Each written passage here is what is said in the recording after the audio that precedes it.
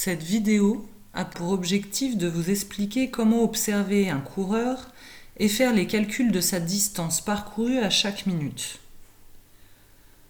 Lors de l'observation d'un coureur en cours, vous pourrez avoir son projet de course dans les 2 premières colonnes. Pour votre part, vous aurez à remplir les 2 ou 3 dernières colonnes, à savoir le plot, la distance et s'il ralentit ou s'arrête entre 2 bips. À noter que lors de l'observation finale, vous n'aurez pas le projet du coureur que vous aurez à observer.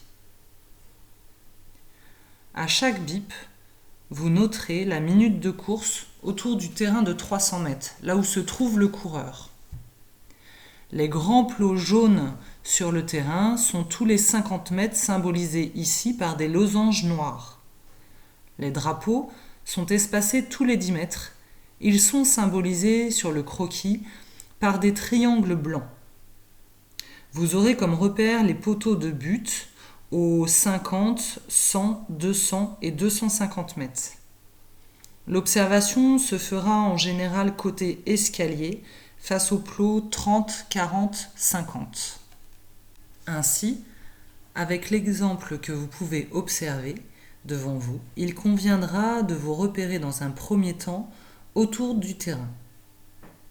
Ici, on imagine que le coureur est parti du premier bip au plot 0. Puis, le coureur court et qu'au bip suivant, le coureur était au plot 170 mètres.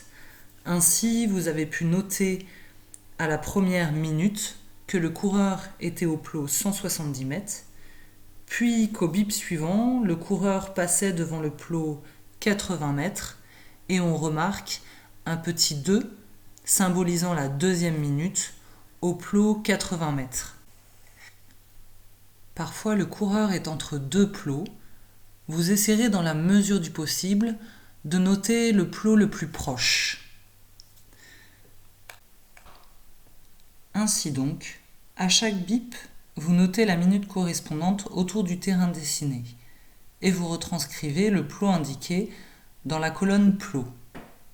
1 minute 170, 2 minutes vous noterez le plot 80, 3 minutes 220 et ainsi de suite.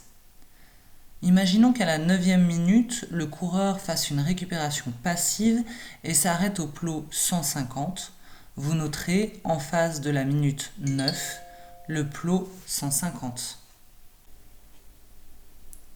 Il convient ensuite, durant 30 secondes, de calculer la distance parcourue à la minute. C'est bien sur ce calcul que se base la qualité de l'observation. On peut voir ici qu'il existe 3 modes de calcul. Le premier mode de calcul est celui où le coureur est dans un même tour. C'est le cas pour les minutes 1, 3, 6 et 7. On soustrait le plot d'arrivée au plot précédent.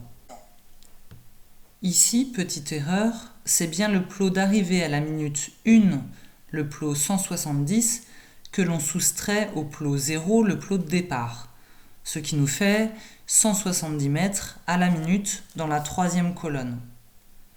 Et puis, à la 3e minute, le coureur est arrivé à 220, que l'on soustraira à 80, le plot où était le coureur à la 2e minute, ce qui nous fera 160 mètres à la minute 3.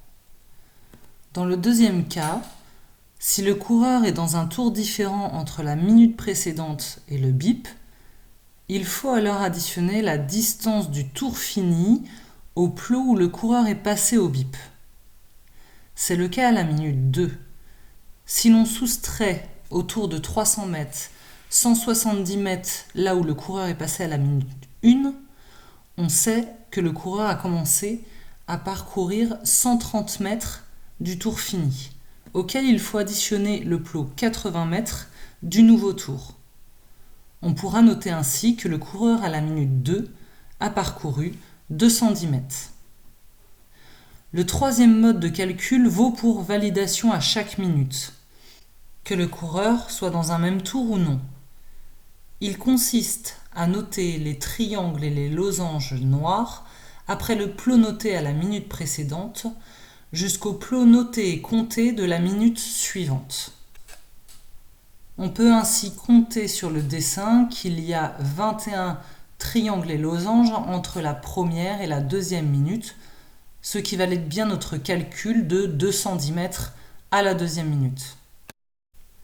Pour finir cette explication de l'observation, je vous propose de vous exercer en retranscrivant dans la colonne plot les 15 premières minutes identifiées autour du terrain, puis de s'entraîner à calculer la distance parcourue à chaque minute. Vous mettrez sur pause, puis vous relancerez la vidéo pour avoir les réponses. Bon courage à vous!